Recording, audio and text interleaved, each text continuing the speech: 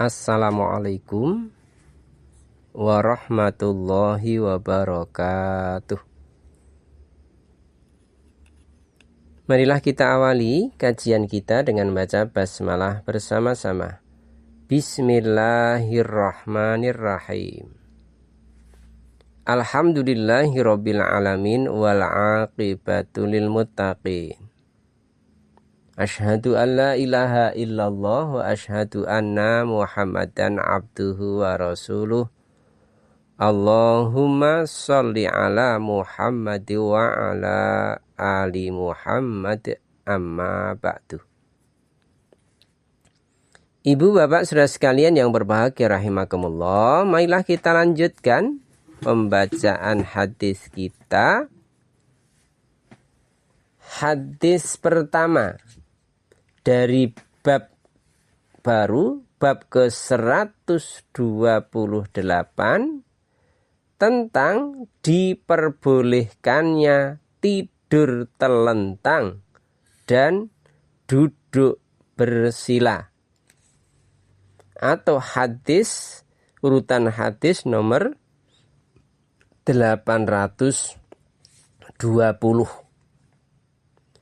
Bismillahirrahmanirrahim.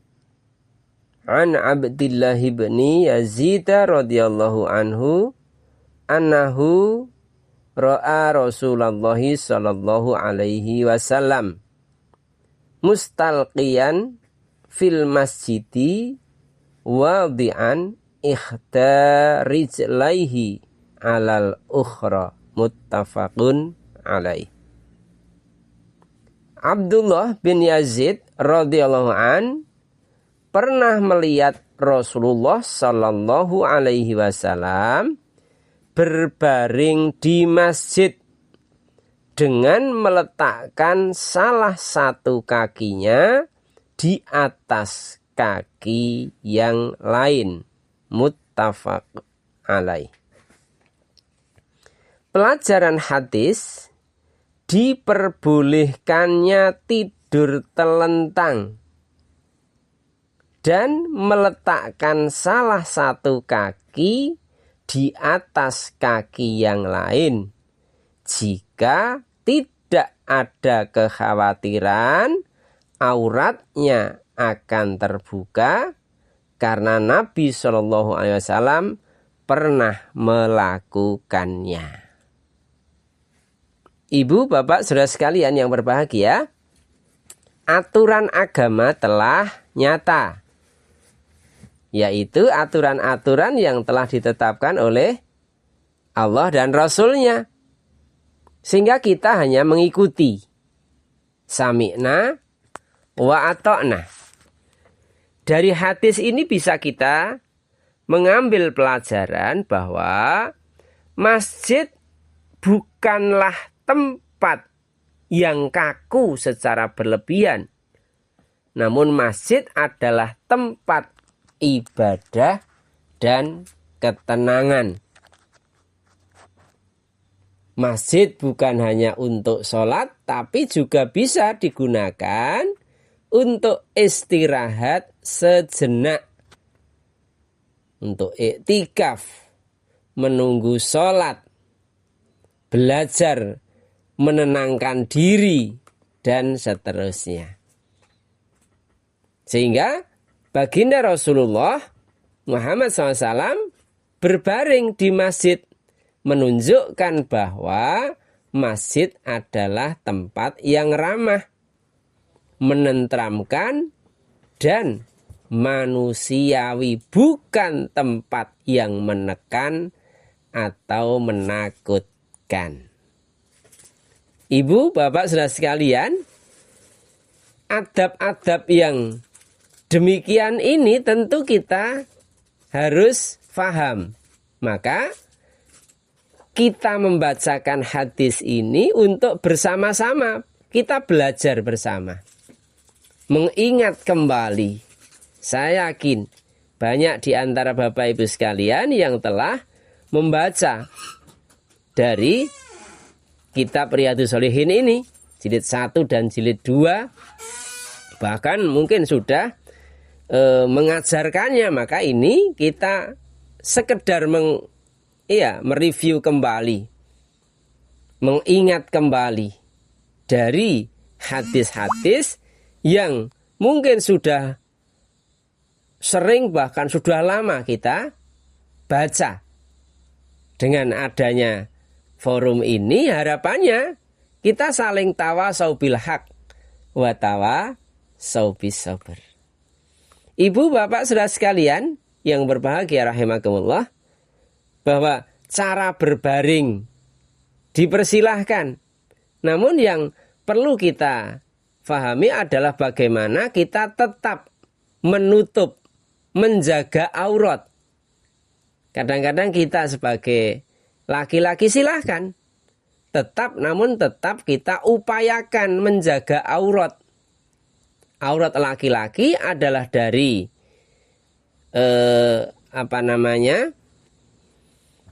dengkul ya dari itu sampai ke pusar. Sehingga ya kita upayakan dari lutut sampai pusar. Sehingga jangan hanya memakai celana pendek. Silahkan. Ini menjadi kita mengikuti apa yang dicontohkan oleh baginda Rasulullah sekuatnya. Dengan upaya sungguh-sungguh. Sehingga ketika Rasulullah berbaring, tentu berbaring itu ya tadi memastikan bahwa kita tidak mekengkeng ya, istilahnya tidak terlalu kaku untuk di masjid itu. Namun juga tetap tadi adab tata nilai yang perlu kita jaga adalah pastikan kita senantiasa membawa atau menutup aurat. Nah kadang-kadang disinilah yang sering teledor bahwa kita laki-laki sama. Maka kalau orang sepuh dulu gampang menyampaikannya. Berpakaianlah di suatu tempat, dimanapun tempat, dan pada suatu waktu kamu siap sholat. Artinya apa? Artinya aurat tertutup. Menutup aurat inilah yang menjadi ditekankan oleh baginda Rasulullah tanpa mengurangi tadi. Silahkan santai, silahkan tidak kaku ya. Namun tetap kita mengambil langkah, memegang prinsip bahwa bagaimana kita tetap menutup aurat. Ibu bapak saudara sekalian, istirahat diperlukan karena fisik memang butuh istirahat. Bahkan istirahat itu bagian dari menjaga amanah tubuh. Agar apa? Tubuh tetap sehat. Ketika kita sehat, saat kita sholat akan lebih bisa konsentrasi. Kita mengerjakan tugas dalam kehidupan bisa lebih baik. Karena apa? Sehatnya badan kita. Badan kita sehat karena apa? Tercukupi istirahatnya. Maka di sini di sela-sela ibadah Rasulullah juga melaksanakan berbaring di masjid dengan meletakkan salah satu kakinya di atas kaki yang lain. Sehingga kalau saya ingat dulu ketika masih ngaji dulu ya tetap sekarang juga tetap ngaji. Ketika dulu masih di dusun itu kan sering kali ya kita ngelihat bagaimana para kiai-kiai kita cara duduknya bagaimana. Kadang-kadang ba'da subuh beliau menunggu suruk. Pada waktu itu kita belum banyak kenal tentang suruk karena kita masih kecil.